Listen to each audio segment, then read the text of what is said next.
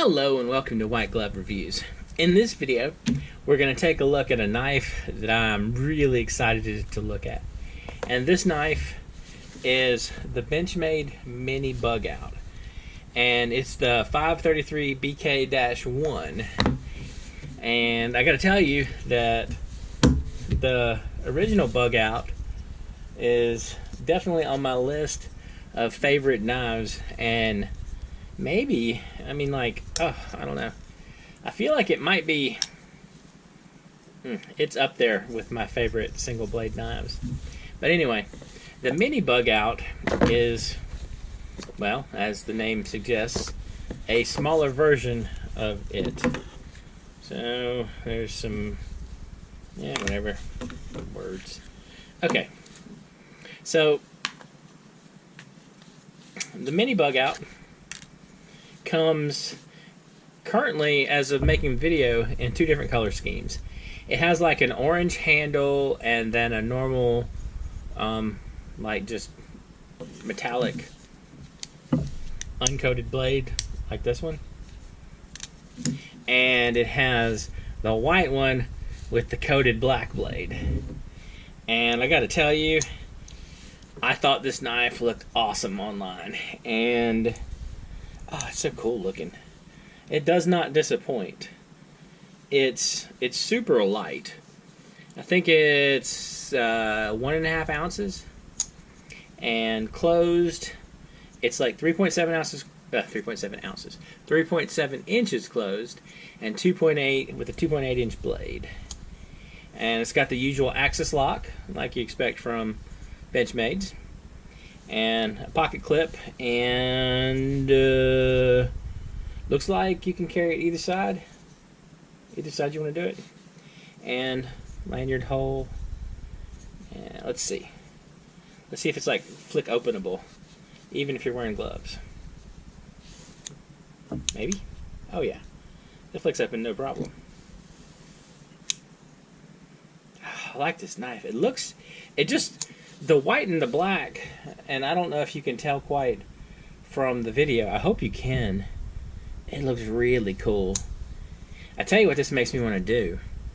There's a new Swiss Army knife that came out that's got like white scales, and it's got like kind of a weird black coating on it. I did a video on one, and it should be up by now. It's like the Spartan PS, if I remember correctly. And I feel like the white one with the black would go good with this, but I don't know. I wasn't super crazy about their coating because it didn't really look black. I like the coating on this one. Oh, if you're interested in this knife, I put links in the description to the white one and the orange one, and also to the regular Bugout, if you like that one. And just for comparison, this is a regular Bugout versus the smaller one. It feels a lot smaller. I know it only has like maybe an inch one way or the other. Maybe not even that. And it's like this one feels much smaller than this one. It's really weird, but that little bit makes a big difference. And they both have the same kind of steel, the S30V steel. And the handles it's made of the same stuff, like it's called like Grivery or something like that. It's like a nylon polymer handle. So the handles are pretty tough. It feels like the handles are too light, but this one, this one's held up really well. Oh, anyway, the point about this one though is this one is more expensive than this one. And not just the one with the coated blade. This one was harder to find than the orange and metal blade one. The orange uncoated one, basically. And the price ranges were kind of all over the place. The regular Bugout runs about $115 to $130, and this one ran about $135 to $160. I saw a couple places that had it listed at $120, but they were sold out. So, also, the orange one is cheaper. The orange one, I think, is like maybe $15 cheaper, $20 cheaper. So, you know, shop around, and I'll include links in the description about the knives, and also I'll include a link to the Benchmade homepage, and also just general information about the steel they use in the blade, because it's really neat. Oh, let's test this thing out. Let me grab a Post-it note, and let's see how sharp this thing is out of the box. One thing,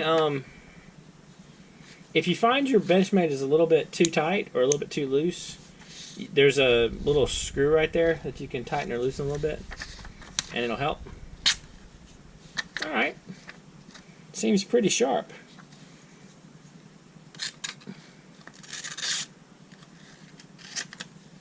Yeah, that's not too bad. Relatively sharp.